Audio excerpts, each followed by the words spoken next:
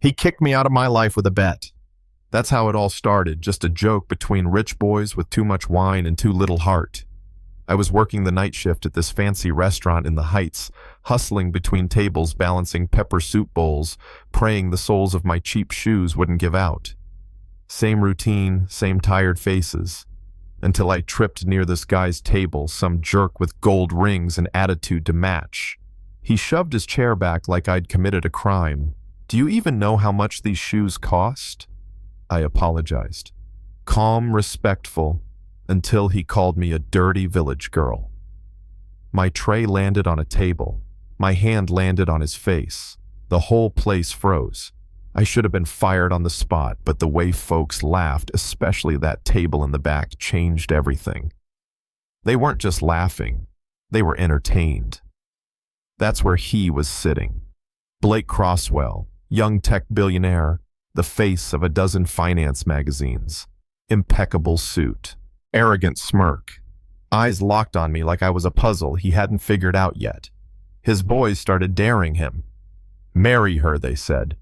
"If you do it, we'll each throw in $1 million. $3 million. $3 million to marry the mad waitress who slapped a socialite across the face." And Blake, with his smug charm and love for games, raised his glass. "To Ava Morgan, my future wife, though she doesn't know it yet." I didn't hear any of that.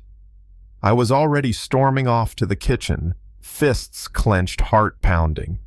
Just another rich idiot trying to make me feel small. Only he kept showing up. Every night after that, he'd walk in like it was a ritual, sit in my section, smile like he knew something I didn't, and I'd ignore him. I'd shut him down in English, pidgin body language, you name it. But he kept pushing, not like a player, but like a man genuinely curious. Like he saw something beyond my uniform. One night he said, "You ever get tired of just surviving?" I didn't answer. But the question stuck with me. I was surviving, not living. Then came the dinner invite. Not some five-star setup. I told him nothing fancy. No chandeliers, no valet, no strings. He agreed. That evening, I stood in front of my cracked mirror in a $15 lavender dress, wondering if I was walking into something I couldn't undo. But when I opened the door and saw him in jeans and a plain white tee holding flowers and smiling like a boy, not a billionaire, I let myself hope. We talked that night, really talked, about our moms, about growing up too fast, about how money never really fixed the loneliness. Weeks passed. He kept showing up, kept asking questions. He brought me books, small gifts, shared playlists. Never pushy, just present. People started noticing. My coworkers teased me. His friends taunted him. I rolled my eyes, but my heart, my stupid, guarded heart, started to soften. Then came the night on his penthouse balcony. He got down on one knee, held out a ring. "I know this is sudden," he said, "but I don't want to pretend anymore. I want you to be my wife." And just like that, I said yes. It felt like a movie. The poor waitress and the billionaire groom. Our wedding was all over the blogs. Ava Morgan from nowhere marrying Blake Crosswell of Crosswell Technologies. The girl who once scrubbed plates was now wearing designer lace and walking down a rose-petal aisle. But you know how movies lie. The next day, he met up with his friends. I wasn't supposed to hear it. I wasn't supposed to read the texts, or hear the voice note of one of them laughing. Imagine Blake marrying that girl, just for a bet. My guy, collect your $1 million. But I did. His phone buzzed while he was in the shower. I didn't mean to check, but my gut knew. And what I saw shattered everything. Chats, jokes, proof. When he walked out and saw me crying, clutching his phone, I didn't scream. I didn't throw a vase.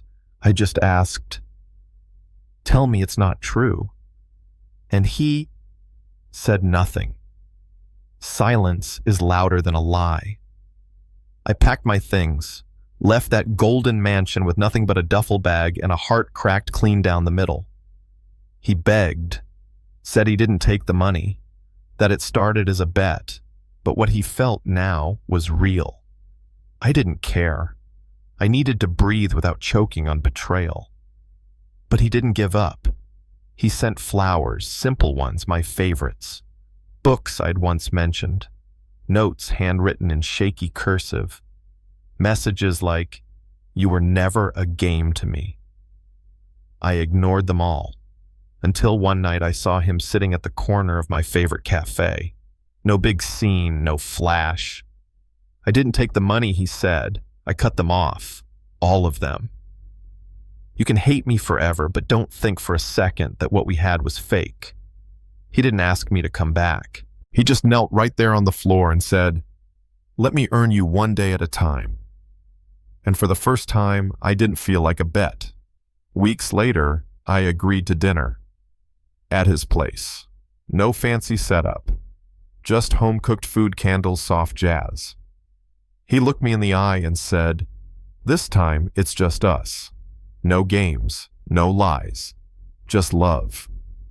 And I believed him. He called his boys that night. Told them the bet was over. Told them to shove the money. Told them he'd rather be broke than lose me again. I don't know if they understood. I don't care. Because when I looked at him, this man who once bet $3 million he could own me, I saw someone willing to fight for me instead. So here we are. Not perfect. Not fairy tale. But real. And maybe that's better.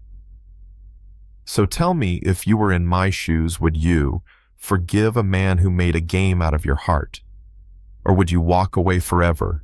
Drop your thoughts below. Let's talk about love, pride, betrayal, and whether people really change. He kicked me out of my life with a bet. That's how it all started, just a joke between rich boys with too much wine and too little heart. I was working the night shift at this fancy restaurant in the Heights, hustling between tables, balancing pepper soup bowls, praying the soles of my cheap shoes wouldn't give out. Same routine, same tired faces. Until I tripped near this guy's table, some jerk with gold rings and attitude to match. He shoved his chair back like I'd committed a crime. "Do you even know how much these shoes cost?" I apologized. Calm, respectful, until he called me a dirty village girl. My tray landed on a table. My hand landed on his face. The whole place froze. I should have been fired on the spot, but the way folks laughed, especially that table in the back, changed everything. They weren't just laughing. They were entertained.